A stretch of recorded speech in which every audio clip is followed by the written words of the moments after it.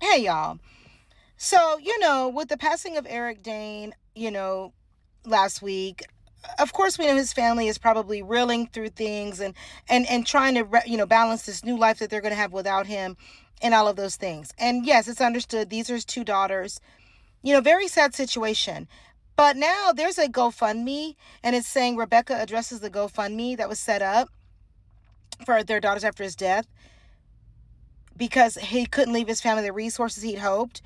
I want to know, what is this new thing where we're donating to GoFundMe's for rich ass millionaires who live in LA lifestyle who are dying. James Vanderbeek had one, and while he still lived in Texas, apparently he owned other homes, and that ranch they bought was $4.7 million.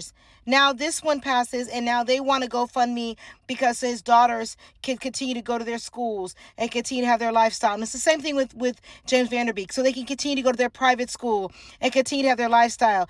And I'm just kind of understand, why is it that y'all kids, when you pass, it's like we got to GoFundMe so they can have their lifestyle, but we got regular ass Americans struggling daily to pay for food on the table and to keep their kids in the regular public school, but we're supposed to donate to rich people so that their kids can continue to go to private school and can continue to live their LA lifestyle.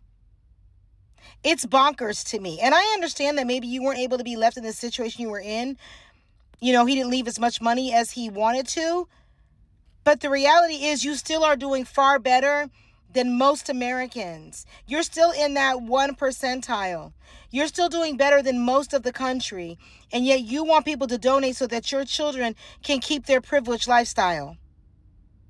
While people can't even afford to stay in their homes, while foreclosures are on the rise, people are supposed to donate to y'all because your kids need to maintain their lavish lifestyle.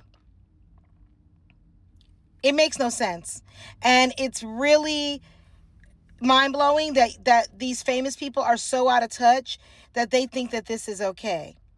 And even in this article, she don't address shit. She just talks about how sad it was that he died and reposted the GoFundMe on her page. So his wife actually reposted this, even though she's worth millions and he was working and was worth millions. And since they never legally divorced, which was probably so that she could keep access to his stuff, she should be getting his SAG pension and things of the nature.